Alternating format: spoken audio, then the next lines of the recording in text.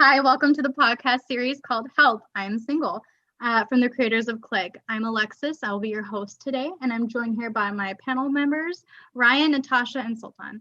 So me and Sultan have had zero experience in the online dating app game, but our two lovely singles here, Natasha and Ryan, no shame, but they have some experience, and they're going to be we're going to be answering some questions that I'm going to be asking them.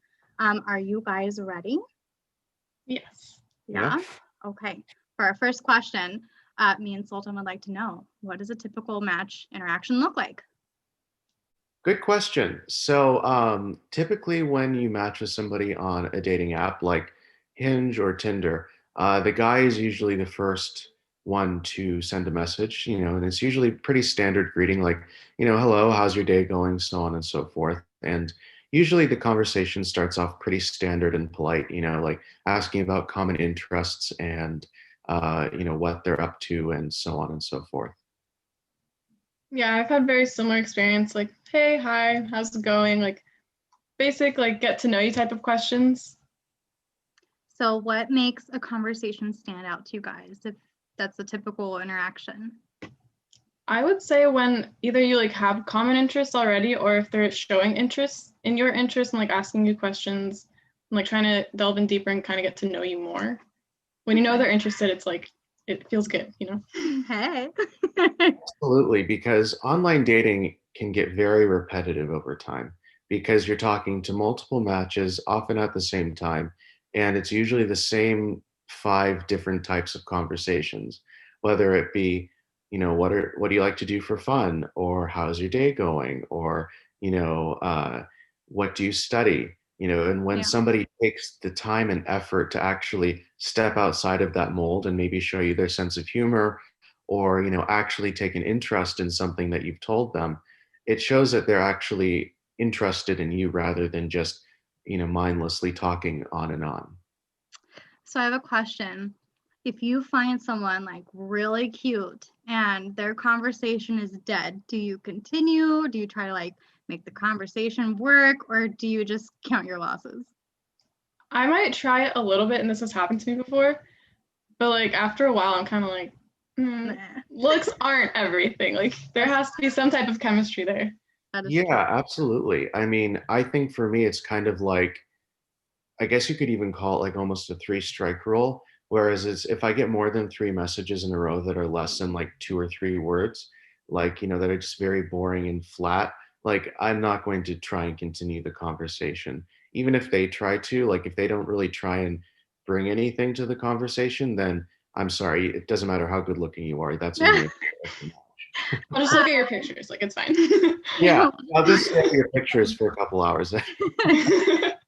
So I think, is that like kind of the issue also with like modern dating apps? It's all like text based, and you can have someone talk to you in person, and if the conversation is kind of boring, you can make up with like their personality or like a cute little snort they have if they laugh.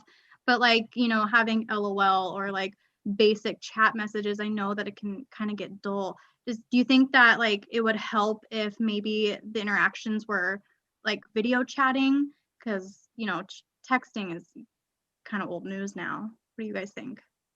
Well, I think a lot is lost in the translation when you text because, oftentimes what we say in the moment is not what we text. Because Yeah. when you're texting, you have time to plan out, you have time to second guess yourself, you have time to almost create a version of yourself that you're trying to put out there to the other person.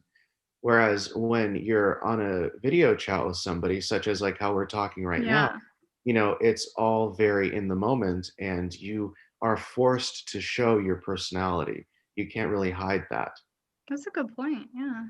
What about you, Yeah, I Natasha? What do agree. you think? I Yeah. definitely agree. I think the conversations just flow a lot more naturally when you're like face to face like this. And yeah, when you're texting, like you could try to say something and you think it's funny, but then they take it like the wrong way or like Yeah. stuff like that happens. I've So done that multiple times. I text someone, they're like, "Are you mad?" I'm like, "No, I'm like, yeah, really good." there's They're no like, "Oh, tone. You can't take the you tone. put a period," and I'm like, "It's the end of a sentence." Like I don't know. Yeah, and the other problem with the dating apps is also response times. I mean, Yes. you're trying to get to know somebody, right? And when it takes you a couple hours to get back to somebody, and it takes them a couple hours to get back to you. Like, sometimes you can have moments where you're both messaging each other at the same time, Yeah. but oftentimes there are big delays.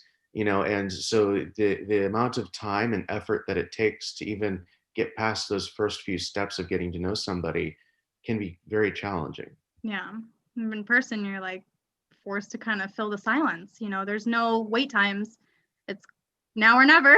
Get more in 5 minutes of a video chat than you could get in 2 days of Yeah. chatting with somebody on a dating app. Yeah. And you get to Sure. see like them and their expressions and how they kind of take news or information and stuff like that. So interesting. Thank you guys. Yeah. I think we're going to go on to the next topic or question.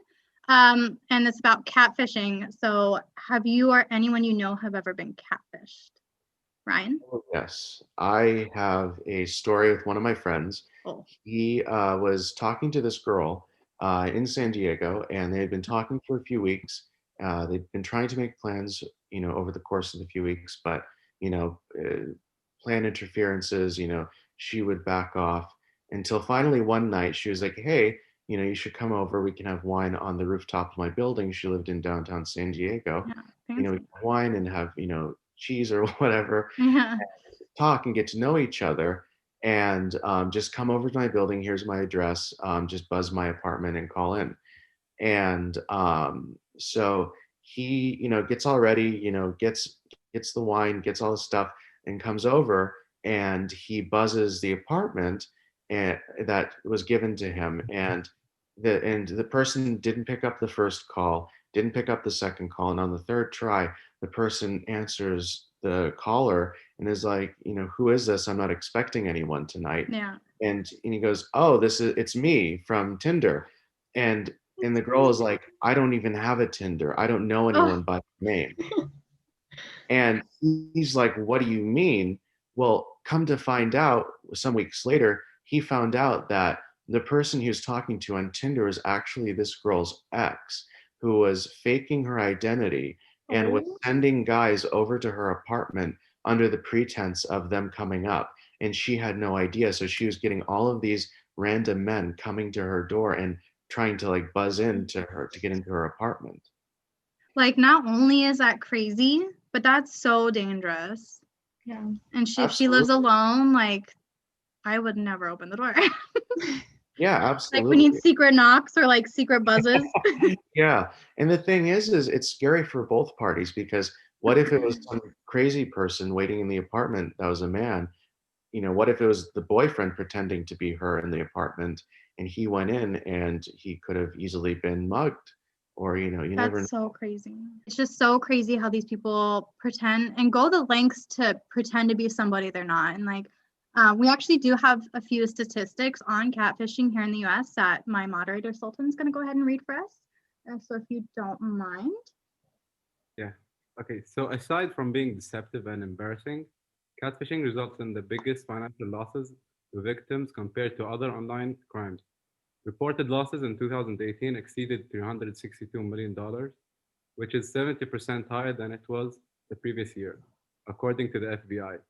Across the US, a total number of 19,473 people reported a total of 475 million A lot of money. $14,000 billion in cash lost to catfishing scams in 2019.